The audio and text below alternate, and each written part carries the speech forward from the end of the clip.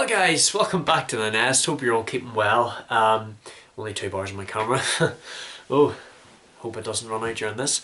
Tonight, for the cheese and the crackers, we will be reviewing yet another Disney movie. Yes, I know I said I was going to start with live action, but we'll come across that bridge when we come to it. Tonight we're going to be reviewing a film that's a wee bit different from other Disney movies that I've reviewed. This is actually a package film. It is called The Adventures of Ichabod and Mr. Toad from 1949. The first part, I'll tell you what I found out. That I found out this was actually going to be called Two Fabulous Characters, and they're actually prone to disaster. That's why they decided to call that film Two Fabulous Characters. But I guess that's why they changed it. If they're both prone to disaster and craziness. The first story is about Mr. Toad, and it is based off the well-known children's novel, a classic, called The Wind in the Willows. And I have to say I did really enjoy this this part of the film, because I really enjoyed the original story of The Wind in the Willows. I really wanted to see how Disney would take it on. I actually found out this is actually The Wind in the Willows segment was going to be a full-length feature, but they had to reduce it just to save time. So this is the first film we've watched that's released after World War II, and another thing I found out was that one of the producers actually came back after 4 years to the Walt Disney Company, because he was away fighting in World War II, but he managed to come back and finish off the animated film. Anyway, I'm droning on a wee bit here. This is a wee bit different from the original story of The Wind in the Willows, because all the animals already seem to know each other, and Badger already lives with Toad. I do have to say I really enjoyed Toad's energy. First time he sees a motor car, he's just like yeah, God, those were the days. But I guess that's whenever that was whenever motor cars were only a thing for the first time. 1908, because that's whenever the original book was published. I guess that's whenever the film's set as well. And it looks like house arrest did no good, because Toad is eventually caught stealing a motor car, and he is taken to court, but it turns out the car was already stolen by a group of lean weasels. They do look mean, and that's sly weasels for you. And the bartender, he actually decided to make an offer for the car, but since there were he had no money, he did make a very stupid offer. He received the motor car while he gave the weasels Toad Hall. Like, who does this? That's like selling your car for gas money. You'll have nowhere to live. And such a big massive house, like Badger said, is worth over 100,000 pounds to get that house. But yeah, who does that? Unless you're Toad, of course.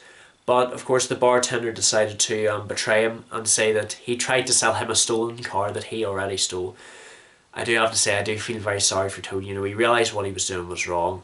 That's a bit of character growth. That's something I like seeing, character growth.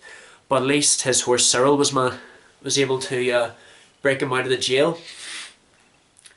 And he just went full mad. He just decided to escape the police, steal a train, and escape them. The thing I want to know is, how did he manage to get out of the lake? Like, he was near drowning at that point. Well, he is a toad. He is an amphibian, so they're used to being in the water. Luckily, the four friends, Badger, Toad, Rat and Mole, just to let you know, Ratty is not actually a water rat, he's a water vole. That's just what they were called back in Victorian England. No, not Victoria. Edwardian England, yeah. Back in Edwardian England, that's what water voles were called rats, because they look very similar, but they're a bit more chubbier. I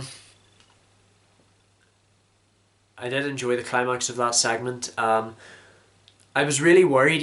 I'm surprised that the deed didn't rip, throughout the whole battle, but they managed to clear Toad's name. But in the end, Toad didn't really reform at all. He decided to be a pilot with his horse. The next segment is called, oh, I've only got 1 bar left. The next segment is called The Legend of Sleepy Hollow with the lean star Ichabod Crane. I have to say I didn't really enjoy this one too much because there was less talking and more narrating, if that makes sense. You know, one British story, one American story. This is the American story, you know, by Washington Irving, The Legend of Sleepy Hollow. It basically just shows Ichabod, you know, fighting for affection for the rich woman Katrina Van Tassel, and he's trying to win her affection over Braun Bones. But I think I realised that Katrina is actually more interested in Braun, but she's just trying to win his affection. You make him try harder, you know, try harder.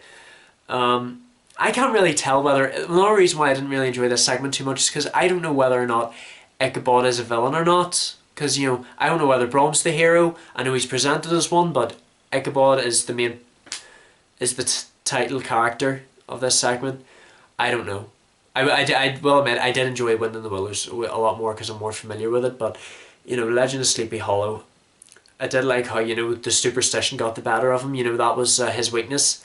That was Braum's secret weapon, to use superstition upon him, and it worked. He heard the story of the Headless Horseman and he became paranoid. I do have to say, I do find the Headless Horseman to be one of the scariest Disney villains so far. It looked like that magic was all for nothing. You know, he couldn't cross the bridge, but he still managed to attack Ichabod. I just don't know what fate he lay. At least Braun managed to get what he wanted, and, you know, Katrina did prove that. So it did look like, you know, I don't know whether Ichabod managed to get a family, because I did hear, you know, he married a widow. But you never know what happens in the Legend of Sleepy Hollow, because it's all superstition and everything. Yeah, like I said, I didn't enjoy the Sleepy Hollow story too much because there's not enough talking. It's just way too much narration. I did love the visuals though. I did love the dark atmosphere and the Headless Horseman, obviously. I think that is based off folklore. But yeah, The Wind in the Willows, you know, great story.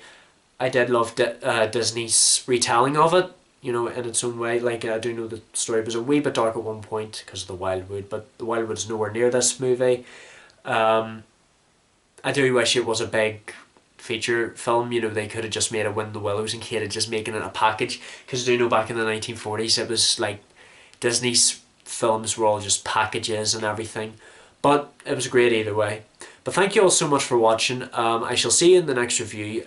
Do keep up watching these reviews, it means a lot to me. Keep liking, subscribe, comment what you would like to see next, and I shall see you guys in the next video, which unfortunately is going to be a Disney film. But let's hope it's one you're more familiar with. Love you all to death. Take care now.